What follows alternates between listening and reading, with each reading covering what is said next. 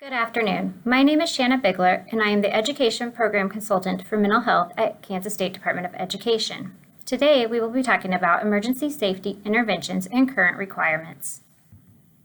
Through this video, emergency safety interventions will be referred to as ESI. This is the practice of seclusion or physical restraint. Physical restraint consists of bodily force used to substantially limit a student's movement, except that consensual, solicited, or unintentional contact and contact provided for comfort, assistance, or instruction is not deemed as physical restraint.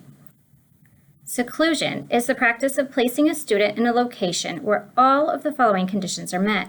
The student is placed in an enclosed area by school personnel. The student is purposefully isolated from adults and peers. And finally, the student is prevented from leaving, or the student themselves believes that they are being prevented from leaving the area enclosed. KSDE does not endorse the use of ESI.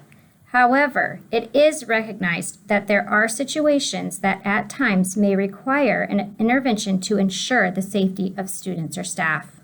There are several conditions that must be examined prior to the use of any emergency safety intervention.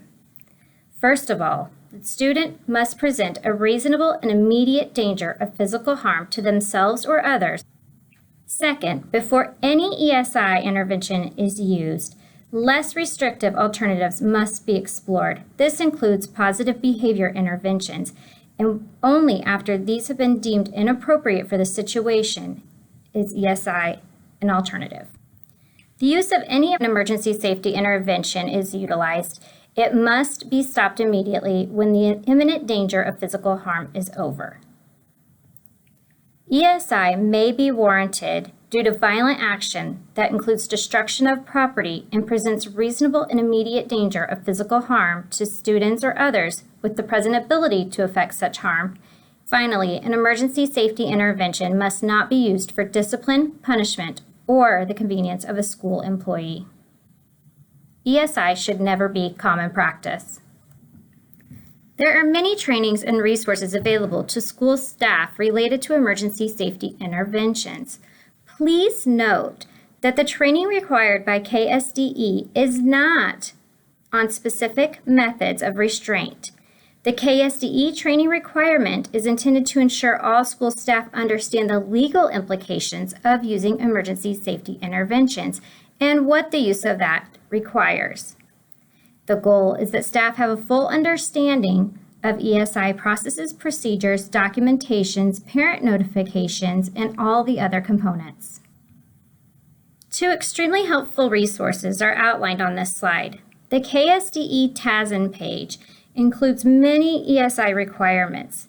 Something specifically that might be helpful for your district includes the ESI Requirements checklist. This checklist clearly outlines all policy requirements, training requirements, documentation and parent notification, meeting requirements, and data reporting and review steps. Documents for all of these resources are included within this TASN site.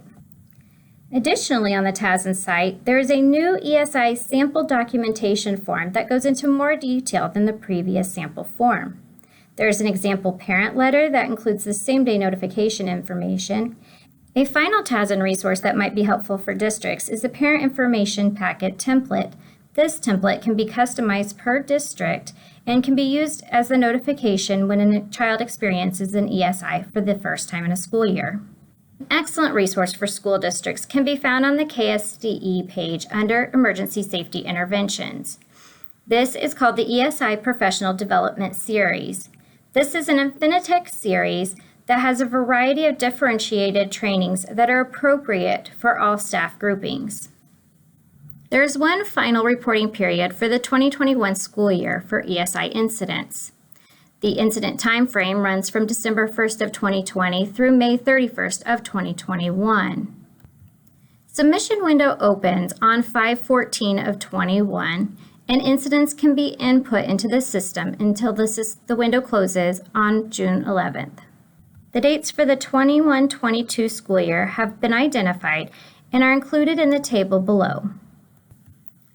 ESI Incident Collection is located in the Kansas Integrated Accountability System, KIOS application.